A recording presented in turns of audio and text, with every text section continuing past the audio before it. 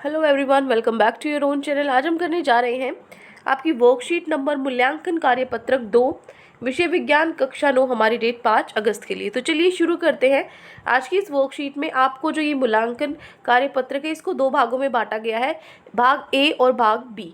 ठीक है, जो भाग ए है उसमें आपको MCQ मतलब आपको 4 ऑप्शन दिए जाएंगे एक प्रश्न में और आपको उसमें से सही उत्तर छांटना है, जो एक नंबर का एक क्वेश्चन होगा। और जो दूसरा भाग है उसमें आपको शॉर्ट क्वेश्चन 2 नंबर के, 3 नंबर के और 5 नंबर का एक लंबा जो बड़ा क्वेश्चन है वो मिलेगा। ठीक है, तो चलिए शुरू करते हैं पहले भाग ए से। भाग ए में पहले आपको क्या करना है, ये पैसेज पढ़ना है पहले और उसके बाद नीचे आपको प्रश्न दिए गए हैं 6, उसमें से कोई किसी 5 का उत्तर देना है। हम 6 के 6 करेंगे, आपकी मर्जी, आप जो सा एक स्किप करना चाहते हो, छोड़ना चाहते हो उससे छोड़ सकते हो। तो चलिए पढ़ना शुरू करते हैं। विलायक क्या होता है? जिस पदार्थ में कोई अन्य पदार्थ मिलाया जाता है उसे क्या कहते हैं? विलायक कहते हैं। जैसे मैंने पानी के अंदर चीनी मिलाई है, ठीक है, पानी के अंदर मिलाई है ना चीनी, तो पानी क्या है? विलायक है, जिसके अंदर मिलाया जाता है पदार्थ। ठीक है, उदाहरण के लिए पानी एक विलायक है जिसमें हम नमक या चीनी जैसे विभिन्न पदार्थों को मिला सकते हैं। विल्ली क्या होता है? जिस चीज़ को मिला रहे हैं हम, जो पदार्थ घोल बनाने के लिए विलायक में मिलाया जाता है। मैंने क्या मिलाया था? नमक, और नमक मिलाया था ना पानी में, तो नमक क्या है? विलय है। ठीक है, तो इस नमकीन पानी के विलयन के नमक विलय है। ठीक है, टिंचर आयोडीन अल्कोहल में आयोडीन का एक विलयन है। जो टिंचर आयोडीन होता है क्या है? विलयन है, जिसके अंदर अल्कोहल क्या हो जाता है? हमारा विलायक हो जाता है। और अल्कोहल में जो आयोडीन है, आयोडीन क्या होता है? हमारा जो ये विलय है वो हो जाएगा। ठीक है, चलिए, इस विलयन में आयोडीन विलय है जबकि अल्कोहल विलायक है। अब हम चलते हैं हमारे MCQs पे। पहला हमारा प्रश्न है, टिंचर आयोडीन के लिए कौन सही है? अल्कोहल विलय है और आयोडीन विलायक है। ठीक है, दूसरा है आयोडीन विलय है, अल्कोहल विलायक है। किसी भी घटक को विलय या विलायक माना जा सकता है, या आयोडीन का टिंचर विलयन ही नहीं है। तो हमें पता है जो कम मात्रा में होता है वो क्या होता है? विलय होता है। ज़्यादा मात्रा वाला विलायक होता है। तो अल्कोहल की मात्रा ज़्यादा होती है। आयोडीन टिंचर आयोडीन का जो सॉल्यूशन होता है, विलयन होता है, उसके अंदर अल्कोहल क्या होता है? विलायक होता है। और आयोडीन क्या होता है? विलय होता है। तो बी ऑप्शन हमारा सही होता है प्रश्न नंबर 1 के फर्स्ट पार्ट में। ठीक है, पहला हो गया। दूसरा देखिए, इसका है आपका ये आंसर। ठीक है ना, ये है आपका आंसर। नेक्स्ट है, पानी और चीनी के मिश्रण विलयन में आपको बताना है कि पानी विलय है और चीनी विलायक है, पानी विलायक है, चीनी विलय है, या फिर पानी विलय है, पानी ही विलायक है, या इनमें से कोई भी नहीं है। तो हमें पता है जो कम होता है, पानी के अंदर चीनी मिलाई है ना, तो पानी क्या है? विलायक है और चीनी क्या है? विलय है। तो इसका भी ऑप्शन जो बी है वो हमारा करेक्ट आंसर होगा। ठीक है, तो पहले का बी है, दूसरे का भी क्या है? बी है। हो गए पहले 2 पार्ट। अब चलते हैं आगे तीसरे पार्ट पे। तीसरा और चौथा पार्ट है, किसी विलयन से अधिक मात्रा में उपस्थित घटक को डैश कहते हैं। जो ज़्यादा मात्रा में होता है उसको हम क्या बोलते हैं? विलय, चीनी, विलायक या मिश्रण।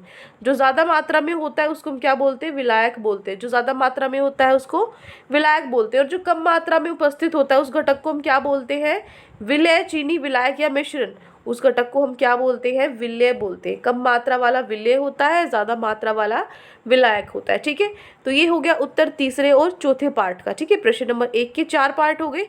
नेक्स्ट है उसके बाद पांचवा और छठा आपका, हम विलायक में विलय की अधिक मात्रा कैसे घोल सकते हैं? इसे ठंडा करके, इसे गर्म करके, कमरे के तापमान पर रखकर हम और अधिक विलय नहीं घोल सकते। ऐसा होता है, आपने कभी देखा होगा, आप मान लो ग्लास में पानी लिया, उसमें चीनी घोले जा रहे हो, डाले जा रहे हो, कुछ देर तक तो वो घुलेगी, उसके बाद वो घुलना बंद हो जाएगी। ठीक है, क्योंकि उसकी क्षमता खत्म हो जाती है फिर घुलने की। लेकिन आप चाशनी बनाते हो तो उसमें आप कितनी भी चीनी डालते रहते हो वो घुलती रहती है, क्योंकि आप उसको उबाल रहे हो, गर्म कर रहे हो।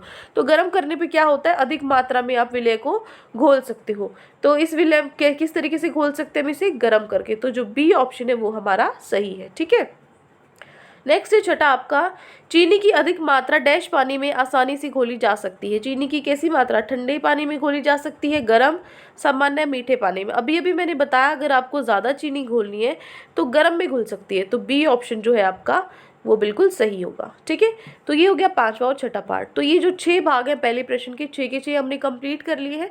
पहला भाग यहाँ पे पूरा होता है। अब हम चलते हैं हमारे भाग 2 पे। अब आपको दिख रहा होगा यहाँ पे जो आपका भाग 2 है, इस भाग 2 में आपके ये प्रश्न है 5। ठीक है, दूसरा, तीसरा, चौथा, पांचवा और छठा। दूसरा और तीसरा प्रश्न 2 नंबर का है, चौथा पांचवा 3 नंबर का है और छठा आपका 5 नंबर का प्रश्न है, ठीक है। तो चलिए इनके सॉल्यूशंस कर लेते हैं हम। फर्स्ट है आपका एक कोशिकीय और एवं बहुकोशिकीय जीव किन्हें कहते हैं। तो देखो, एक कोशिकीय जीव वह जीव होते हैं जिनमें केवल एक ही कोशिका हो, जैसे अमीबा होता है, ठीक है ना, जिसमें सिर्फ एक सेल हो, सारे के सारे जितने भी फंक्शन है वो सारा एक ही सेल करता है। बहुकोशिकीय जीव कौन से होते हैं, इनमें एक से अधिक कोशिकाएं होती हैं, ठीक है, जैसे ही है मनुष्य। क्लियर। तो ये हो गया एक कोशिकीय और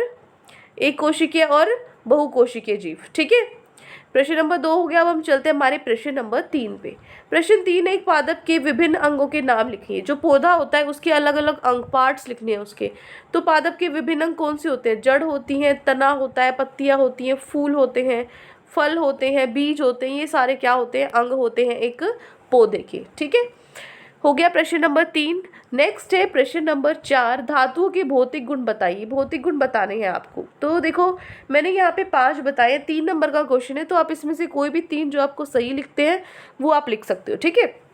पहला है, धातुएं तन्य होती है, अर्थात इन्हें लंबे तार के रूप में खींचा जा सकता है, ठीक है, तन्यता होती है इनके अंदर। दूसरा, सभी धातुएं चमकीली होती हैं।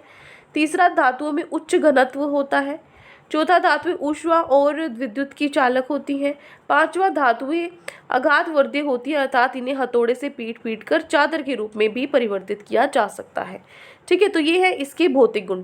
ये 5 लिखवाए हैं मैंने, लेकिन 3 नंबर का है, तो जो आपका टेस्ट होगा, असाइनमेंट होगा, उसमें आप कोई भी 3 इसमें से लिख के आ सकते हो, ठीक है। आपकी आदत है छोटे छोटे करने की, तो मुझे पता है आप बस ये तीनों ही लिख के आओगे। तो दूसरा, तीसरा, चौथा ये भी लिख के आ सकते हो। 3 नंबर का हो जाएगा, आपके 3 मार्क्स फुल मिल जाएंगे, ठीक है। तो ये हो गया आपका प्रश्न नंबर 4 पूरा। अब हम चलते हैं हमारे प्रश्न नंबर 5 पे, जो है वायु प्रदूषण के नियंत्रण के लिए 3 सुझाव आपको देने हैं। तो 3 सुझाव देने हैं, मैंने 4 लिखे, कोई भी 3 आप इसमें से जो आपका मन करे वो लिख सकते हो। पहला है, निजी वाहनों की जगह सार्वजनिक वाहनों का इस्तेमाल करना, ठीक है। अलग अलग सब अपनी गाड़ियाँ, मोटरसाइकिल लेके घूमने की बजाय हम क्या कर सकते हैं, सभी एक बस में, ट्रेन में, इन सब का यूज़ कर सकते हैं। जो हमारे पब्लिक ट्रांसपोर्ट है, ठीक है, सार्वजनिक वाहनों का हम इस्तेमाल कर सकते हैं, कम प्रदूषण फैलेगा। दूसरा, सौर आधारित ऊर्जा का उपयोग करना चाहिए। बिजली विद्युत को छोड़ के हमें जो सोलर पैनल है घरों में, इनका इस्तेमाल करना चाहिए।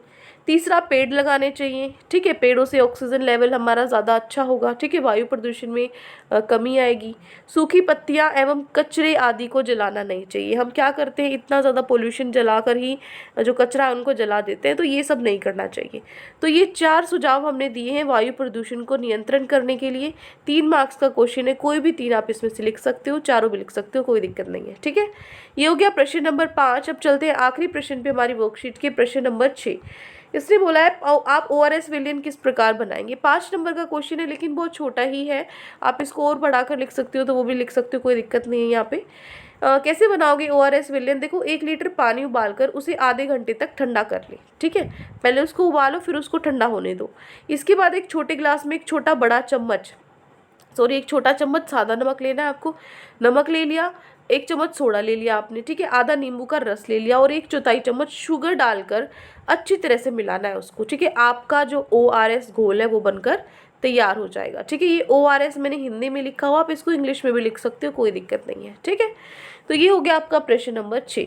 तो ये 6 क्वेश्चन आज आपकी वर्कशीट में गिवन थे। आई होप आपको अच्छे से समझ में आ गए हैं। कोई भी डाउट है किसी भी क्वेश्चन में तो कमेंट सेक्शन में आप मुझसे पूछ सकते हैं। लेक्चर अच्छा लगे तो चैनल को सब्सक्राइब कर सकते हैं, वीडियो को लाइक कर सकते हैं।